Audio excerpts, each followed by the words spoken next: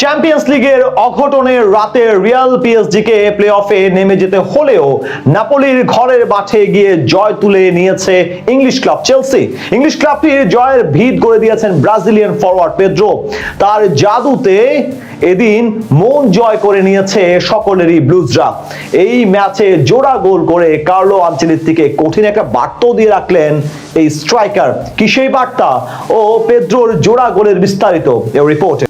Champions লিগের মহামণ্ডিত রাত, একসঙ্গে 18টি দলের লড়াই। ফুটবল ভক্তরা কোথায় রাখবে চোখ? লিভারপুলের গোল উৎসবের দিকে নাকি পিএসজি নিউ ক্যাসেলের ম্যাচের দিকে? ওইদিকে থ্রিলার চলছিল বেনফিকা রিয়ালে। কে যাবে সরাসরি নক আউটে, রিয়াল নাকি বেনফিকা? আশার প্রদীপকে জ্বালিয়ে রাখতে পারবে অলিম্পিক মার্সেই? তা নিয়ে ফুটবল ভক্তদের কৌতূহলের শেষ নেই। ঠিক তখন স্তাদিও ডিয়েগো আর্মান্দো ম্যারাদোনা স্টেডিয়ামে চলছিল চেলসি বনাম স্বাগতিক নাপোলির লড়াই। কিলিয়ান এমবাপ্পের জোড়া গোলের পরেও রিয়াল যখন প্লে অফের টিকিট কেড়েছে, তার কিছু আগেই নাপোলির বিপক্ষে রোমাঞ্চকর জয় পেয়েছে চেলসি। আর ব্লুজদের যে জয়ের নায়ক ব্রাজিলিয়ান তারকা জোয়াও পেদ্রো। লিয়াম রেসনিওর দলকে জয় এনে দিয়েছেন এই ব্রাজিলিয়ান। 3-2 জয়ের ম্যাচে জোড়া গোল এসেছে চেলসি তারকার পা থেকে।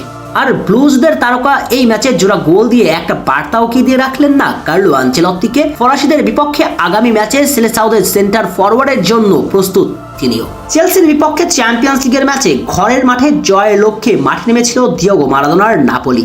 বল দখল থেকে আক্রমণ, প্রতি আক্রমণে জমে ওঠে ম্যাচ। তবে ম্যাচের 19 মিনিটে লিড পায় চেলসি। পেনাল্টি থেকে দলকে প্রথমবারের মতো এগিয়ে নেন এনজো ফার্নান্দেজ। তবে নাপোলি যে দমে যাবার পাত্র নয়, তারা প্রমাণ করেছে জয়ের মানসিকতা নিয়েই গ্যালারি ভর্তি দর্শকের সামনে মাঠে নেমেছে। তাই তো ভার্গারার গোলে সমতায় স্বাগতিকরা। এর 10 মিনিট পর দৃশ্যপটে হাজির সাবেক ম্যানিউ তারকা রাসমুস হ্যালান্ড দুর্দান্ত এক গোলে এগিয়ে নেন নাপোলিকে। স্তাদিও মারাদোনা স্টেডিয়াম ততক্ষণে পরিণত হয়েছে নীল সমুদ্রে। নেপলস সমর্থকদের উচ্ছ্বাস দেখে কে? তবে বিরতি থেকে ফিরে আসার পরে সব উচ্ছ্বাস নিমিষেই ঠান্ডা করেছেন Brazilian centre forward Joao Pedro.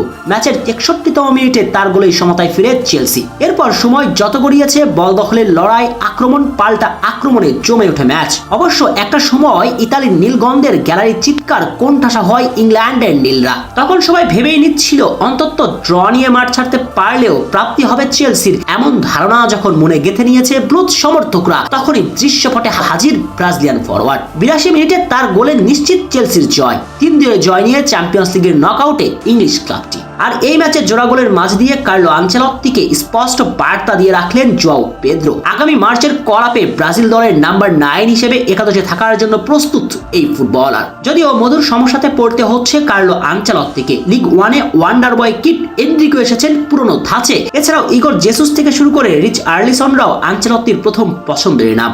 এখন দেখার অপেক্ষায় থাকতে হবে কাকে রাখবেন মূল একাদশে।